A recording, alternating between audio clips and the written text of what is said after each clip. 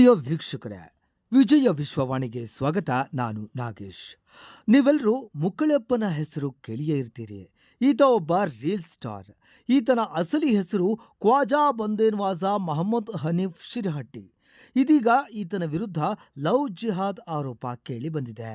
ಕೊಟ್ಟಿ ದಾಖಲೆಗಳನ್ನ ನೀಡಿ ಹಿಂದೂ ಯುವತಿಯನ್ನ ಮದುವೆಯಾಗಿದ್ದಾನೆ ಅಂತ ಬಜರಂಗ ದಳದ ಕಾರ್ಯಕರ್ತರು ಧಾರವಾಡ ಗ್ರಾಮೀಣ ಪೊಲೀಸ್ ಠಾಣೆಗೆ ದೂರು ಸಲ್ಲಿಸಿದ್ದಾರೆ.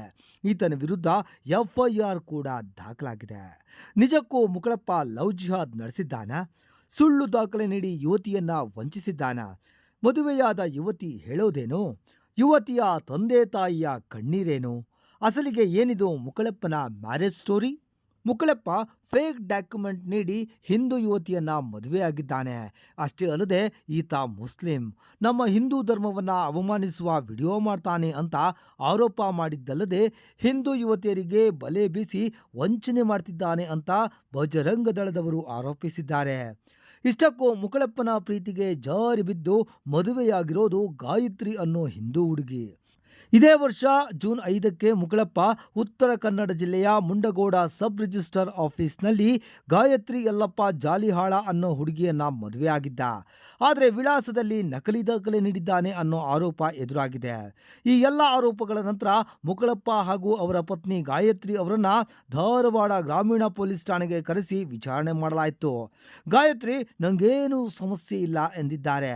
ಬಜರಂಗ ದಳದ ಕಾರ್ಯಕರ್ತರು ಮನವೊಲಿಸೋ ಕೆಲಸ ಮಾಡಿದ್ರು ಯಶಸ್ವಿಯಾಗಿಲ್ಲ. ಇತ್ತ ಗಾಯತ್ರಿ ತಾಯಿ ಶಿವಕ್ಕ ನನ್ನ ಮಗಳು ಹೆಸರು ಮಾಡ್ತಾಳೆ ಅಂತ ಕಳಿಸಿಕೊಟ್ಟೆವು, ಆದರೆ ಆತ ಪುಸಲಾಯಿಸಿ ಇಂಥ ಕೆಲಸ ಮಾಡಿದ್ದಾನೆ ಅಂತ ನೋವು ಹೊರಹಾಕಿದ್ದಾರೆ. ಶೂಟಿಂಗ್ ಅಂತ 3-4 ದಿನ ಕರೆದುಕೊಂಡು ಹೋಗ್ತಿದ್ದ, ಮೋಸ ಮಾಡಿಬಿಟ್ಟ ಅಂತ ಕಣ್ಣೀರಿಟ್ಟಿದ್ದಾರೆ.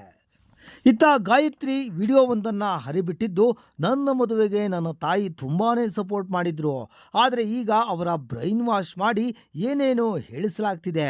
ನಾನು ಸ್ವಇಚ್ಛೆಯಿಂದಲೇ ಮದುವೆಯಾಗಿದ್ದೇನೆ, ನನ್ನ ಗಂಡ ಹಾಗೂ ಆತನ ಮನೆಯವರಿಗೆ ತೊಂದರೆ ಮಾಡಬೇಡಿ ಅಂತ ಅಲವತ್ತುಕೊಂಡಿದ್ದಾಳೆ. ಸದ್ಯ ಯೂಟ್ಯೂಬರ್ ಮುಕ್ಕಳಪ್ಪನ ಹೆಂಡತಿ ಗಾಯತ್ರಿಯನ್ನ ಹಳೆ ಹುಬ್ಬಳ್ಳಿ ಠಾಣೆ ಪೊಲೀಸರು ತಮ್ಮ ವಶಕ್ಕೆ ಪಡೆದು ಧಾರವಾಡದ ಶಕ್ತಿ ಸದನ ಕೇಂದ್ರದಲ್ಲಿರಿಸಿದ್ದಾರೆ. ಹಾಯ್, ಎಲ್ಲರಿಗೂ ನಮಸ್ಕಾರ. ನಾನು ನಿಮ್ಮ ಗಾಯತ್ರಿ ಜಾಲಿಯಾಳ್ ಮಾತಾಡತ್ತೀನಿ. ಇತ್ತೀಚೆಗೆ ನನ್ನ ಬಗ್ಗೆ, ನನ್ನ ಗಂಡನ ಬಗ್ಗೆ ಮುಕ್ಕಳಪ್ಪ ಲವ್ ಜಿಹಾದ್ ಅಂತ ಏನೇನೋ ಸುದ್ದಿ ಆರೋಪ ಹೊರಸಾತಾರ. ಅದೆಲ್ಲ ಸುಳ್ಳು. ಲವ್ ಜಿಹಾದ್ ಏನೂ ಆಗಿಲ್ಲ. ನಾ ಸ್ವ ಇಚ್ಛೆಯಿಂದ ಇಬ್ಬರು ಪ್ರೀತಿಸಿ ಮದುವೆ ಆಗೇವಿ, ರಿಜಿಸ್ಟರ್ ಮ್ಯಾರೇಜ್ ಕೂಡ ಆಗೇವಿ.